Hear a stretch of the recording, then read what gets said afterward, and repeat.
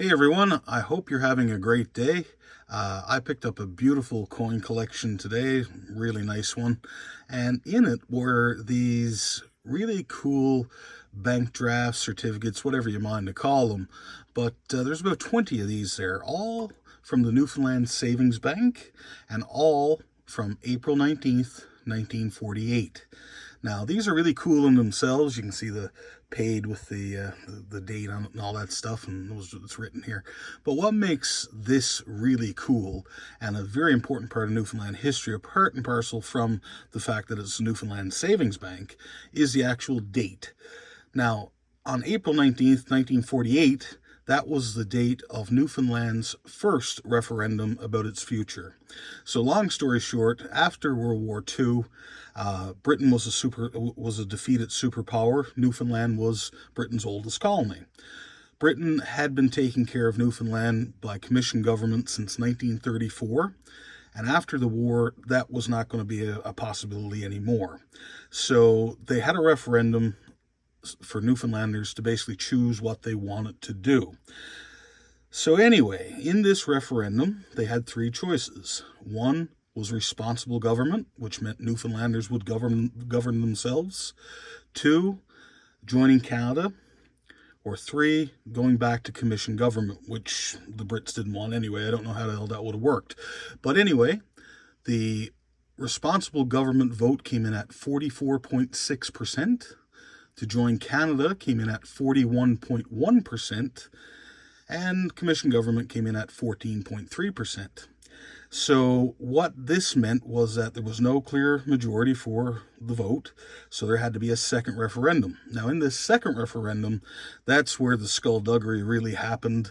There's a book out called Don't Tell the Newfoundlanders, where basically Britain was afraid that Newfoundland would govern itself, and the way that party was veering, it seemed like there was going to be very close ties with the United States, and I would suspect that due to such an economic, alliance, that Newfoundland would have ultimately became a state later on in the future if responsible government was the victor. So there was basically an underhanded coup to destroy certain ballots in certain areas where they knew there was, a leaning towards responsible government.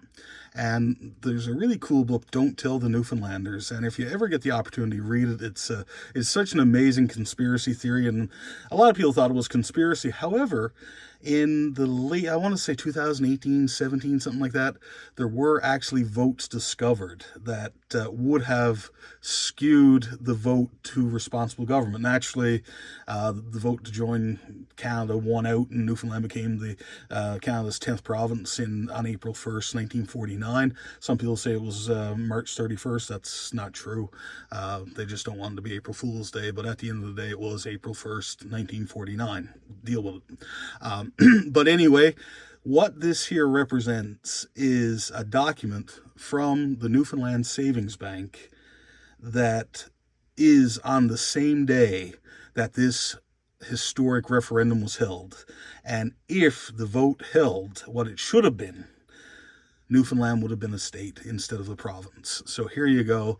This guy here, Arthur Sparks, I believe his name, he probably put this money in or paid this money in the morning and voted in the evening.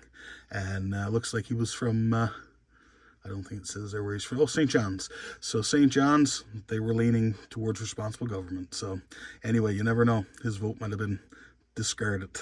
But anyway, pretty cool. I think every collector out there who collects Newfoundlandia, Newfoundland coins, paper money, whatever, you really got to have one of these. And I got about 20 there, I'd say, all from April 19th, 1948, and all from the Newfoundland Savings Bank. They're only $50 each. I don't think you'll see them again.